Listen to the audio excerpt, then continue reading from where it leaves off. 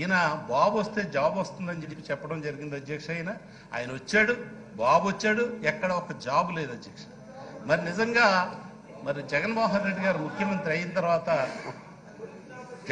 జగన్మోహన్ రెడ్డి గారు ముఖ్యమంత్రి అయిన తర్వాత ఎంతమంది యువత అధ్యక్ష, యువకులకు ఎంతమంది ఉద్యోగ అవకాశాలు కలగజేశారు ఆయన. అలాగే సచివాలయం ఆలోచన కానీ, ఈ వాలంటీర్ ఆలోచన కానీ అసలు ఎవరికైనా వస్తుంది అధ్యక్ష?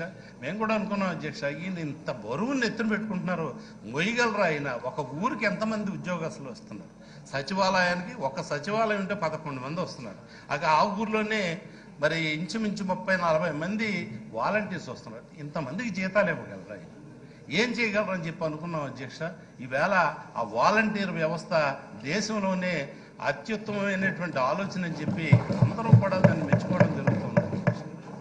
మరి అటువంటి ఆలోచన ఏనాడు కూడా ఇంత నా 40 సంవత్సరాల రాజకీయ చరిత్ర అని చెప్పేవారు కానీ, అలాగే 14 సంవత్సరాలు ముఖ్యమంత్రిగా చేశానని చెప్పుకునేవారు కానీ, ఏ రోజు ప్రజల గురించి అటువంటి ఆలోచన ఇచ్చినటువంటి పరిస్థితి లేదు అధ్యక్ష. మరి నిజంగా ఇటువంటి ముఖ్యమంత్రి ఈ రాష్ట్రానికి వచ్చారంటే నేనంటే నా వయసుకి నేను ఇంకా ముఖ్యమంత్రిని చూడండి అధ్యక్ష. నేను బ్రతుకున్నంత వరకు ఆయనే ముఖ్యమంత్రి.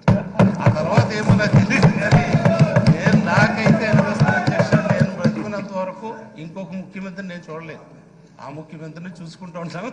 ఆ తర్వాత ఏమవుతుందో తెలియదు అధ్యక్ష. ఎందుకంటే నా మనసుకి అనిపిస్తుంది అధ్యక్ష, నాకే కాదు అధ్యక్ష, ఈ ప్రజలందరికీ కూడా ఇవాళ ప్రజల మనసులో చొచ్చుకుపోయాడు అధ్యక్ష. ఆయన ఏ రోజు నాకు హెరిటేజ్ బిజినెస్, పాల బిజినెస్ చేద్దామని కానీ ఆ బిజినెస్ చేద్దామని లేదైనా ప్రజలకి నేను ఏం చేద్దామని అంటే ఆలోచన.